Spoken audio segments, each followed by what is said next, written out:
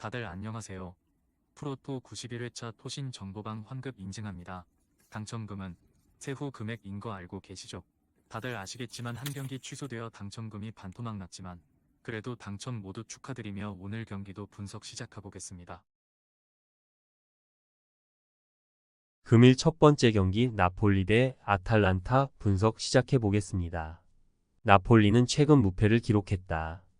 지난 시즌 우승을 이끌었던 감독과 김민재 등이 팀을 떠나며 위기가 길어진 초반이었는데 중반 이후 반등에 성공했다. 특히 휴식기 전 마지막 경기에서 최강 인테르 상대로 원정 승점을 따낸 것이 인상적이었다. 부상자들이 모두 돌아오며 풀 전력으로 경기에 나섰고 흐비차와 폴리타노, 오시멘 등이 위력적인 전방 움직임을 보였다. 아탈란타는 반대로 무승이 길어지고 있다. 하위권 팀인 사소올로에 승리한 이후 4경기에서 승점 2점 추가에 그치며 7위까지 추락했다. 인테르와 유벤투스 등 리그 선두권 팀을 연달아 만나는 등 스케줄이 타이트하긴 했지만 워낙 좋은 페이스였기에 아쉬운 결과다. 이 경기는 상승세의 나폴리를 상대하기에 무리한 공격 축구보다는 안정적으로 경기를 운영할 것이다. 나폴리의 승리를 본다. 비슷한 전력의 팀 상대로 홈의 이점을 충분하게 누릴 것이고 유로 본선으로 조지아를 이끈 흐비차가 경기 내내 상대 측면을 돌파로 넘어설 것이다. 오시멘과 라스파도리의 안정적인 마무리도 있을 나폴리가 승리할 것이다. 금일 두 번째 경기 뉴캐슬 대 웨스트햄 분석 시작해 보겠습니다. 뉴캐슬은 휴식기 이전 흐름이 좋지 않았다. FA컵에서는 8강에서 탈락했고 리그에서도 첼시 원정을 내줬다. 이삭과 고든, 알미론과 머피 등 공격진의 골이 나오긴 했지만 벤치에서 흐름을 바꿀 선수가 없었고 부상으로 인해 빠진 선수들의 공백이 컸다. 조엘링턴의 결장이 있기에 중원 경쟁력도 떨어진 최근이다. 기마랑이스와 윌록 등이 조엘링턴의 공백을 메워야 한다. 웨스트햄은 휴식기 이전 4경기에서 2승 2무를 기록하며 7위를 지켜냈다. 유로파에서는 8강에 진출해 레버쿠젠과의 혈투를 앞두고 있는데 시간이 충분하기에 당분간은 리그에 전념할 수 있다.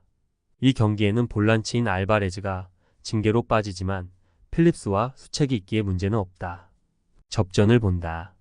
뉴캐슬의 홈 경기력이 빼어나고 고든과 머피 등 상대 수비를 무너뜨릴 공격 옵션이 있는 것도 사실이다.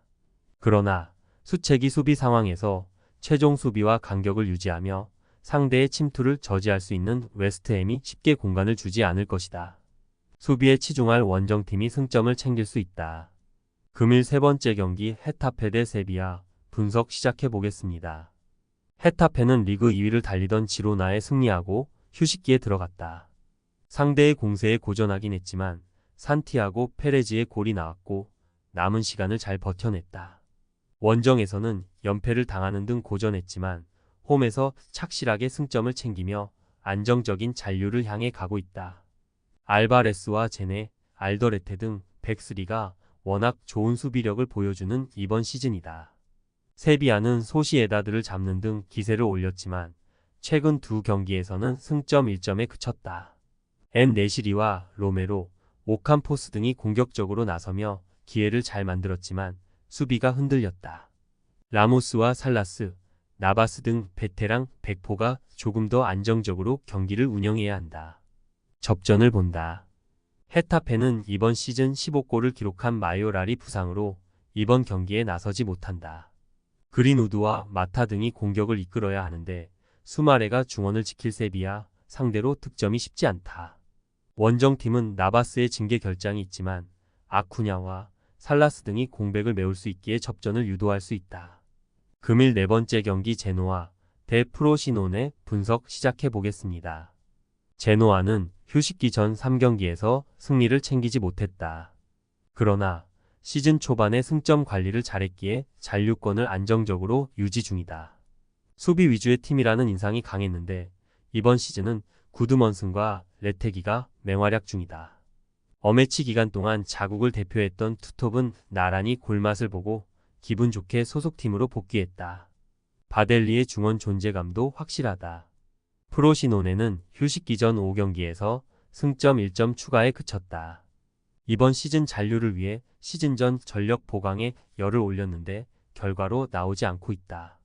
시즌 10골을 기록 중인 소올레는 잘해주고 있지만 다른 선수들의 공격 가담이 원활하지 못했고 수비 라인에서는 중심을 잡아줄 선수가 없었다. 제노아의 승리를 본다. 홈의 이점을 확실하게 누릴 수 있는 경기고 바스케스와 데윈터가 나서는 수비는 상대에게 틈을 주지 않을 것이다. 바델리의 패싱게임 전개 속에 레테기와 구드먼슨, 마리노브스키가 스리톱으로 나서 공격을 이끌 제노아가 프로시노네를 더 수렁으로 밀어넣을 것이다. 금일 5번째 경기 토리노 대 AC 몬차 분석 시작해 보겠습니다. 토리노는 피오렌티나와 나폴리, 우디네세로 이어진 3연전에서 1승 2무를 기록하며 상위권과의 격차를 더 좁혔다. 선두권과 차이는 크지만 유럽 대항전 진출 가능한 순위권과는 충분히 격차를 줄일 기회를 잡았다. 자파타와 블라시치 등 공격을 이끄는 선수들의 안정적인 마무리가 있었고 강점인 강력한 수비로 상대를 막아냈다. 마시나와 보이보다 등이 상대의 뒷공간 침투를 잘 저지했다. 몬차는 휴식기 이전 연승에 성공했다. 제노아와 칼리아리를 상대했는데 연속 경기 골을 기록한 말디니가 맹활약했고 포르투갈 대표팀에 승선한 데니 모타가 2선에서 상대 수비를 잘 공략했다. 최근 원정 경기력도 안정적인데 연승에 성공하며 이 경기를 통해 원정 3연승을 노린다. 접전을 본다. 토리노는 리치와 리네티 등 수비 라인을 보호하며 중원에서 점유율 경합을 할 볼란치들이 있다.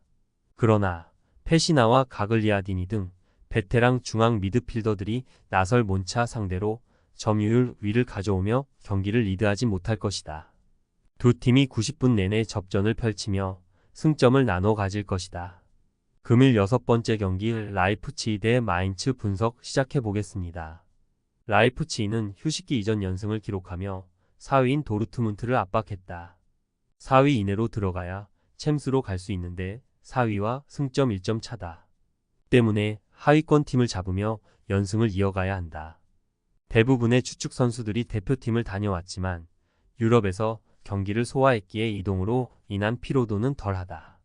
오펜다와 시몬스, 폴센 등이 경기 내내 공격적으로 임하며 상대 수비를 몰아칠 것이다. 마인츠는 쾰른의 승점 1점 앞서며 현 시점에서는 승강 플레이오프로 갈 수 있다. 그러나 잔류를 위해 나선 이번 시즌이기에 현재의 순위로 만족할 수 없고 남은 8경기에서 15위 팀을 제쳐야 한다. 강팀인 라이프치히 상대로는 무리한 운영보다는 수비에 치중하며 역습으로 승부를 볼 것이다. 라이프치히의 승리를 본다.